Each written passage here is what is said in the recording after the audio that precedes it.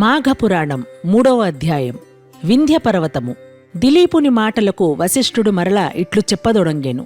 భూపాల, నేను తెలుపబోవు విషయము చాలా పురాతనమైనది. ఒకానొక సమయమున వింధ్య హిమాలయ పర్వతాల మధ్యనున్న ప్రాంతమున కాటకము కలిగెను. ఆ కరువు అన్ని వర్ణముల వారిని పీడించినది. ప్రజలకు తిండి లేదు, త్రాగుటకు నీరు లేదు. అంటువ్యాధులు ప్రబలి జనులు పశువులు చాలా నష్టపడినవి. అందువలన యజ్ఞయాగాది కార్యములుగాని దేవతార్చనలుగాని చెయ్యలేకపోయిరి. వనములందు తపస్సు చేసుకును మునీశ్వరులు సైతం ఆ కరువుకు హాహాకారములు చేసి ఆశ్రమములు వదిలి వలసపోవుచుంటిరి. అప్పుడు భృగుమహర్షి ఆ కరువు ప్రాంతంలోనే నివసించుచుండెను. రేవానదీ తీరమందున్న ఫలవృక్షములు పంటభూములు నీరు లేక బీడుపడిపోయినవి. త్రాగడానికి నీరు కూడా లభించుటలేదు. మహాతపస్వియగు భృగుమహర్షి కూడా ఆ కాటకమును తట్టుకోలేకపోయాడు. ఎన్నో సంవత్సరాల నుండి ఆ ప్రాంతమునందుండుట వలన అచటి నుండి కదులుటకు ఇష్టం లేకపోయినప్పటికీ విధిలేక హిమాలయ ప్రాంతములకు వలస వెళ్ళిపోయాడు. హిమాలయ పర్వతాలకు పడమటి దిక్కున ఒక కొండచర్య ఉన్నది. ఆ కొండచర్య అచటనున్న కైలాస పర్వతమునకు చాలా దగ్గరగా ఉన్నది.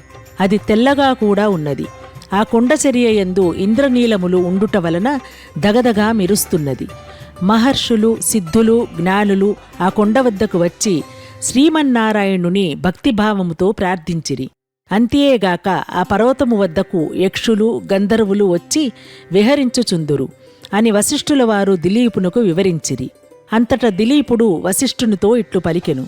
ఓ మహానుభావ, ఆ పర్వతమును గురించి చెప్పిన మాటలు నాకు ఆశ్చర్యము కలుగచేసినవి. ఇంకనూ విశేషములున్నా తెలుపుకోరెదను అని ప్రార్థించెను. మరలా వశిష్ఠుల వారు ఇట్లు చెప్పిరి. రాజా, నీ అభీష్టం ప్రకారమే వివరింతును, సావధానుడవై ఆలకింపుము. ఆ పర్వతరాజము కడు వింతయైనది. దానిపైనున్న వింత చెట్లు, పురాతన వన్యమృగములు, అనేక రకముల పక్షులతోనున్న ఆ పర్వతం 30 యోజనముల పొడవు 10 యోజనముల ఎత్తుగలదై అలరారుచుండెను. అటువంటి పర్వతం వద్దకు భృగుమహర్షి వచ్చి ఆ సుందర నయనానందకరమగు దృశ్యములను చూచి సంతోషించాడు. తాను తపస్సు చేసుకున్నటకు అదే మంచి అనుకూలమైన స్థలమని నిర్ణయించి ఆశ్రమం కట్టుకుని తపస్సు చేసుకునుచుండెను. అట్లు కొంతకాలం గడిచిపోయెను.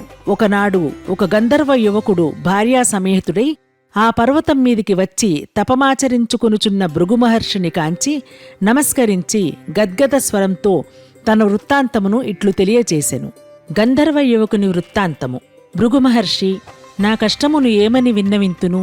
నేను పూర్వజన్మలో చేసిన పుణ్యఫలం వలన నాకు స్వర్గం ప్రాప్తించినను పులిముఖం నాకు కలిగినది. ఏ కారణంచే నాకు అటుల కలిగినో బోధపడుకున్నది. ఈమె నా భార్య, అతిరూపవతి, గుణవంతురాలు, మహాసాధ్వి. ఈ నా వికృత రూపం వలన ఎందుకు పనికిరాని వాడనైతిని.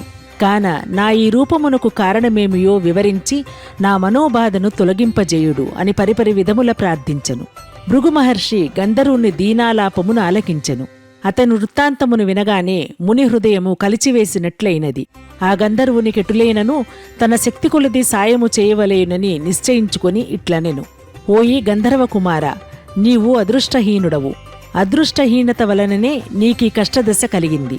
పాపం, పేదరికం, దురదృష్టం అని మూడును మనుజుని కృంగదీయును. ఈ మూడింటిని నివృత్తి చేసుకునే వలనన్నా మాఘమాస స్నానమే పరమౌషధం. అన్ని జాతుల వారును ఆచరించవలసిన పరమ పావనమైన మార్గం. కావున నీవు నీ భార్యతో కూడా పర్వతం నుండి ప్రవహించుచున్న నదిలో స్నానము చేయుము. అదియునుగాక ఇది మాఘమాసము గదా, వెళ్లబోయిన తీర్థం ఎదురైనట్లు అన్నీయూ సమకూడుతున్నవి. ఈ రోజుతో నీ కష్టములు తొలగిపోవును, నీ మనోవాంఛ ఈడేరును. భయపడుకుమని మాఘస్నాన ఫలమును గురించి వివరించెను. ఆ గంధర్వుడు భృగుమహర్షి ఉపదేశమును శ్రద్ధగా వినెను. తన భార్య కూడా మునీశ్వరుని వచనములు ఆలకించి సంతోషించెను. ఆ మహర్షి చెప్పిన విధంగా గంధర్వుడు భార్యా సమేతుడై ఆదాపుననే ప్రవహించుచున్న నదిలో స్నానం చేసెను. వెంటనే తనకున్న పెద్ద పులి ముఖం పోయి తేజోవంతమైన సుందరమైన ముఖంతో ప్రకాశించెను. ఆ గంధర్వ దంపతులు అమితానందం పొందిరి. అంత వారిద్దరూ భృగుమహర్షి కడకు వచ్చి సాష్టాంగ నమస్కారం చేసిరి. భృగువు వారలను దీవించి పంపివేచెను. ఈ విధంగా గంధర్వ యువకుని చరిత్రమును వశిష్ఠుల వారు దిలీపునికి ఎరిగించి, వింటివా రాజా, గంధర్వ కుమారుని వృత్తాంతం మాఘమాసములో పుణ్యనదులు యందు స్నానమాచరించిన ఎడల ఎట్టి ఫలం కలుగునో ఊహించుకొనుము. ఈ వీడియో మీకు నచ్చినట్లయితే లైక్ చేయండి, షేర్ చేయండి, మా ఛానల్ని సబ్స్క్రైబ్ చేయండి.